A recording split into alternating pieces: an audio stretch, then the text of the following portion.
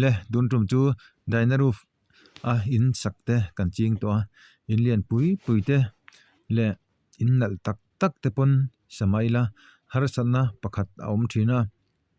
heng in lian nal tak a teng te po hianin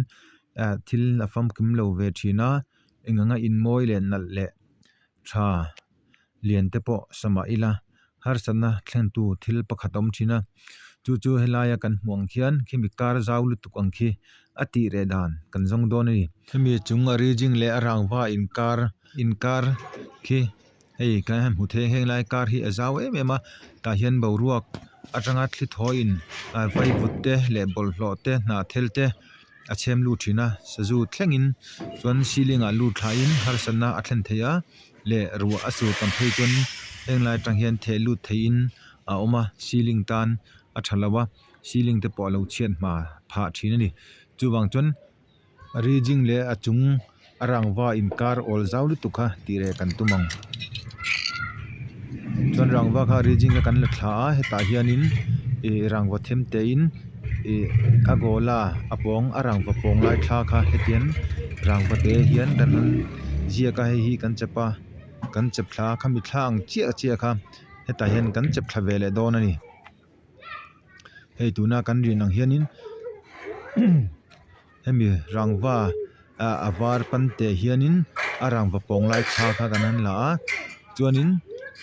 arangwa gola apong inkar kha chinchi angai bok ani chuan khami apong kha kan chinchi a hemi kan chinchi le chinchi inkar a hianin hemi kan rangwa themte mana hi kan da ka thiang kan rina chumi chu kan chep thla tamai ni thi hian ke chuan pakhat chau hi ka chep thla a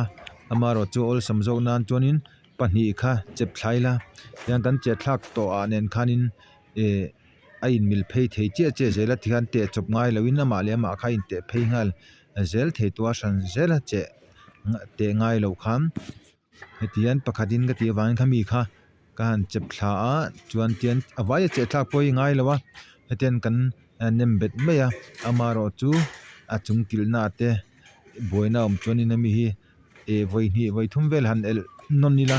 atliak thlamaya amaro chu tul ber lawe ti in adu lo chuanin hetianin nam thluk chawin man thei tho ani heya ol sam em a asan pa siamom lo wang ani in asiam thei maya hei hi midang mamo te le hetiangang arijing le arangwa inkar zawlu tukte awanga ceilinga har sanna neite le savaten lo luta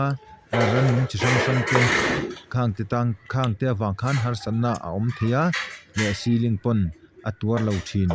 lo thin awangin hemi har sanna neite tan tangkai takai lo man ve du tangin tin ga han tilang ani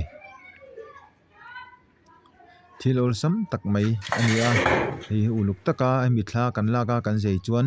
ki ti hianin alo phui ta thapa hemi chung hi akil na hi khada wangin hemi inkar hi azula chip thalo deuh hleka chip maka kan du chuanin achung chi na kha ti jin deuh hlek kha ani maya hei achung sira lo lang hi ama a kan zei ma a mi khania hei kau aza akara zaw em a kan zei zo to hnu kha chuanin a phui thadeu mak ani kha ama chuanin hei te po du tokin kala sawa te po du tokin an tlan lut thaya an thlok lut thaya chumi chu tuna kan siam china chuanin hei apui tha thlap ani